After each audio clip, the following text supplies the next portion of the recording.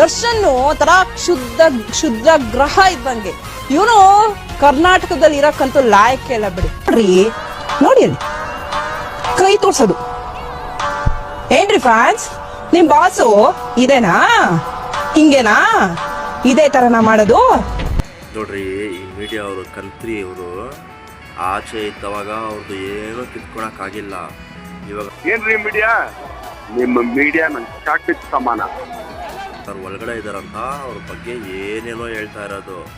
ಇದಕ್ಕೆ ಅವ್ರಿಗೆ ಶತ್ರು ಜಾಸ್ತಿ ಅಂದ್ರೆ ಶತ್ರು ಮೀಡಿಯಾರೇ ಇರೋದು. ಕಂತ್ರಿ ಮೀಡಿಯಾ ಇವರೇ ಜಾಸ್ತಿ ಶತ್ರು ಆಗಿರೋದು. ಇವತ್ತು ಜೈಲಿನಲ್ಲಿ ಕುತ್ಕೊಂಡು ಅಯ್ಯೋ ಸ್ವಾಮಿ ನಾನು ಕೊಲೆ ಮಾಡಿಲ್ಲ, ನಾನು ಯಾರನ್ನೂ ಹೊಡೆದಿಲ್ಲ, ನನ್ನ ಬಿಟ್ಟು ಬಿಡಿ ಅಂತ ಹೇಳಿ ಕೈ ಕಟ್ಕೊಂಡು ಗೊಳೋ ಅಂತ ಹೇಳ್ತಿರುವಂತ ದರ್ಶನ್ ಒಂದಿದ್ರೆ 10 ಸೇರಿಸಿ ಹೇಳ್ತೀರಾ.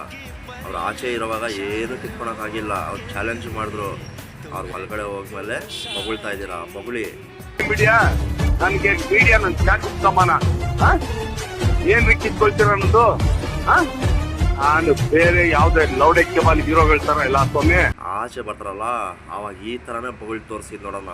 ದಮ್ಮಿದ್ರೆ ಬೊಗಳ್ರಿ. ಅವಾಗ ಡಿ ಬಾಸ್ ಏನಂತ ಆಮೇಲೆ ಗೊತ್ತಾಗುತ್ತೆ ನಿಮ್ಗೆಲ್ಲ. ಚಾಲೆಂಜಿಂಗ್ ಸ್ಟಾರ್ ಅನ್ನು ಕೇಡ್ ಬೇರೆ ಪಟ್ಟ ಬೇರೆ, ಬಾಕ್ಸ್ ಆಫೀಸ್ ಸುಲ್ತಾನ್ ಅಂತೆ, ಚಾಲೆಂಜಿಂಗ್ ಸ್ಟಾರ್ ಅಂತೆ, ಇಂತ ಅಭಿಮಾನಿಗಳ ಪ್ರೀತಿಯ ಒಡೆಯ ಅಂತೆ. ನಮ್ಮನ್ ಜಲ್ಗಾರ ಕೈಲಿ ಕೇಸ್ ಬಿಡ್ತೀನಿ. ನಿನ್ನಾಗ್ಲಿ ನಿಮ್ಮ ಅಮ್ಮನಾಗ್ಲಿ, ನಿಮ್ಮ ಅಮ್ಮನ್ ಜಾತಿ ನಾಯಕ್ ಕ್ಯಾಪ್ ಹೊಸುಡಿ ಮುಂಡೆ, ನಿಮ್ಮ ಅಮ್ಮನ್ ಜಾತಿ ನಾಯಕ್ ಕ್ಯಾಪ್ ಹೊಸುಡಿ ಮುಂಡೆ.